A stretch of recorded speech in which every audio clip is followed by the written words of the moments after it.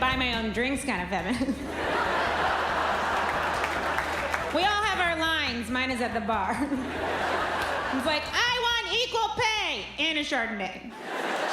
That was Michelle Wolf in a clip from her new HBO special, Nice Lady. The comedian has grabbed the spotlight through her success in stand-up and her regular role on The Daily Show. And tonight she takes the stage at one of Washington, D.C.'s biggest events of the year. Jamie Wax is here with more. Jamie, good morning. Good morning, Anthony. Michelle Wolf will be hosting the White House Correspondents Association Dinner, an event that draws big names in politics, journalism, and entertainment, of course. And we talked to her about her career, her competitive edge, and tonight's gig, including the fact that the guest of honor won't be in the room. I was never like, oh, you know what? I'll take the voice that causes dogs to gather outside. No, I want it to be so shrill that if I sucked the helium out of a balloon, it wouldn't change my voice at all. That might be 100% real thing that happened to me. I wasn't like, no, leave the sexy voices for someone else. This hair will take care of the rest of it. Michelle Wolf has created a fast-rising career for herself by being a standout stand-up. Michelle Wolf, everybody. Whether it's talk show appearances, slots at high-profile charity events, Like, I was on a date, a guy offered to walk me my door. He's like, I just want to make sure you get home safe. No, that's not why you're doing it. That's your last-ditch effort to touch a boob. or her currently streaming HBO special, Nice Lady. At this point, if you want to have a baby, you should have to take a test or two. Something simple, like, let me see your iPhone screen. Oh, it's cracked? Then no. Wolf has been consistently singled out for the quality of her comedic craftsmanship. A lot of times you feel like a comedian's just doing 5 minutes from their act on a talk show or on a variety evening, but you really work on crafting that as its own piece. Yeah, I mean, I think it's important to have to feel like people are seeing, like, even if it's just 5 minutes, like a little show, you know, where you're just like, no, I did this for you. It wasn't just a small collection of jokes. It was like, no, I made you a little thing. I made you a meal. The current meal she's taking on is one of the toughest and most prestigious gigs in comedy, hosting tonight's White House Correspondents Dinner, joining a long list of respected comedians. The biggest thing everyone says, which you know as a stand-up going into it, is it's a bad room. It's a big ballroom. There's circular tables, which is bad for comedy because some people aren't looking at you. It's during dinner, which is bad for comedy because they're focused on eating or not eating or drinking.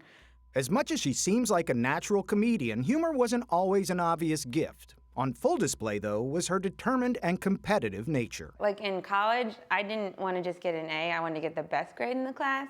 Because you know how like your grades are listed by like your social security number or whatever? I always wanted to be the top. Like I always wanted the best grade. I mean, it's insanely competitive for no reason. At first, that drive for the top landed her a job in the world of finance, not comedy. At first, I was like, yeah, I can do this. I'm going to be a finance person. And then I very quickly was like, I hate this. This is not my thing at all. And then Bear Stearns collapsed. And then like a week later, I started my first improv class. And I just immediately loved it. Now, why are you wearing sunglasses inside? Because the sun will come out tomorrow, and I just can't even.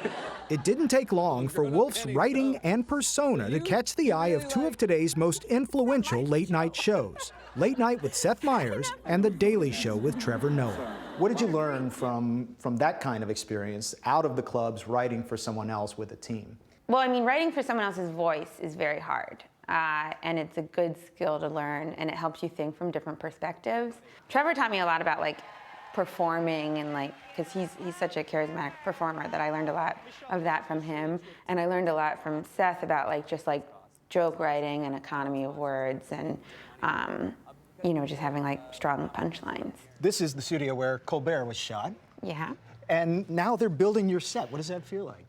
It's crazy, because Colbert was my favorite show. Wolf has now poised herself to become one of only a handful of women breaking into late night when Netflix launches The Break with Michelle Wolf in late May. I'm not trying to like reinvent the wheel with this show. I'm just trying to get back to like having just a really funny show. I'm not going to talk about policy or you know.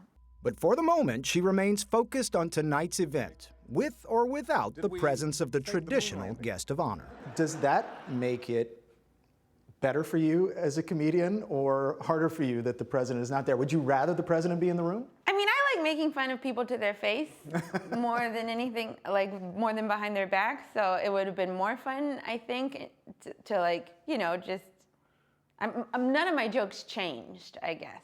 It's nicer to make fun of someone when they're there. I think it's cowardly not to go. I think it's, the only other person that didn't go was Reagan when he was shot, and he called in.